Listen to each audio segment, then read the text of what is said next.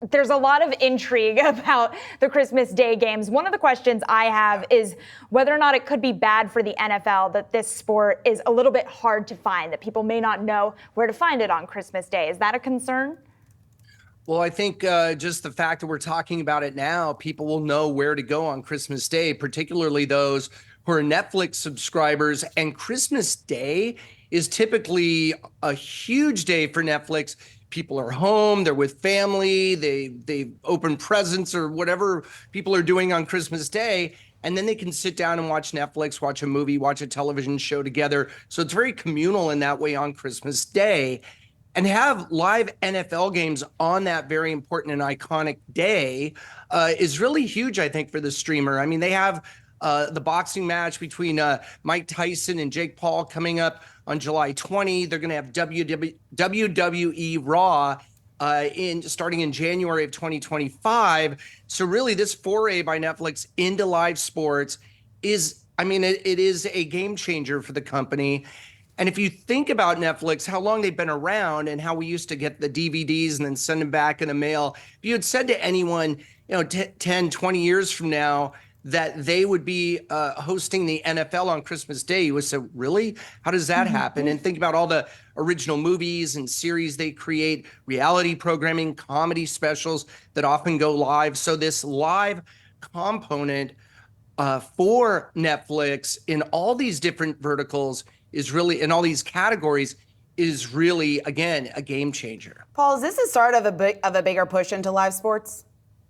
Absolutely. I mean, it live is very important, as we all know, in terms of sports. Generally, people don't time shift sports. They don't record it and then watch it a couple days later when you can look at the internet and already, or on social media, and know the outcome.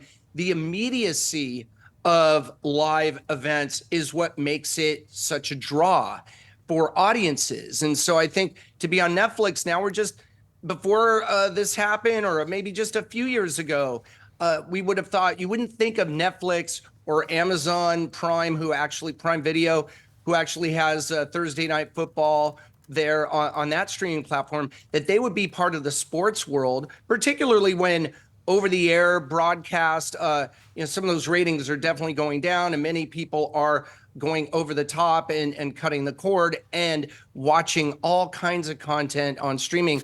Sports is the natural next step in that evolution. But Paul, how are these streamers, how should they be thinking about these investments into live sports? Because they cost a heck of a lot of money. We've seen the content spend be an issue here for so many of these names. How do they walk that fine line where it makes sense, but it's not going to upset the shareholder here that's going to question maybe the returns that these streamers are going to see on this investment? Well, that's a great question, because if it doesn't make financial sense, well, then what is the upside for these streamers and for their investors?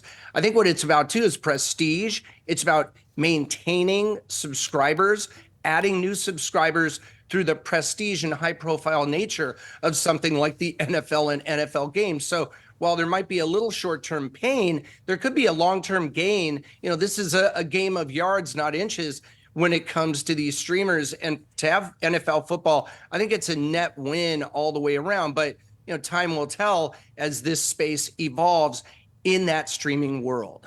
So, Paul, walk through this situation with me here. Yeah. Netflix launches the ad tier. Live content does well with ads, so they get into sport. That makes the ad tier subscriptions more profitable. Does that mean that Netflix could end up axing the ad-free option entirely? Wow, it's really interesting. I think for those of us who would prefer not to have the ads, even though some people like them, I think they have to have both.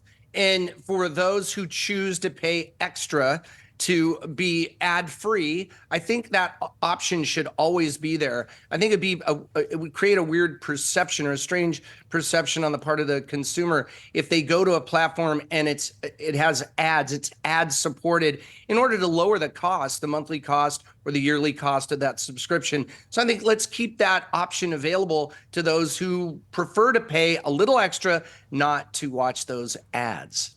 Well, quickly here, Paul, it's interesting because Nielsen dropped a media distributor gauge that I've been obsessed with all week. It gives us some intel about, viewership across all platforms, including streaming. Disney's the clear winner, but then you've got YouTube right behind it. I'm curious about where YouTube stands in the fight to become the winner of live sports content. Where do you think they are at?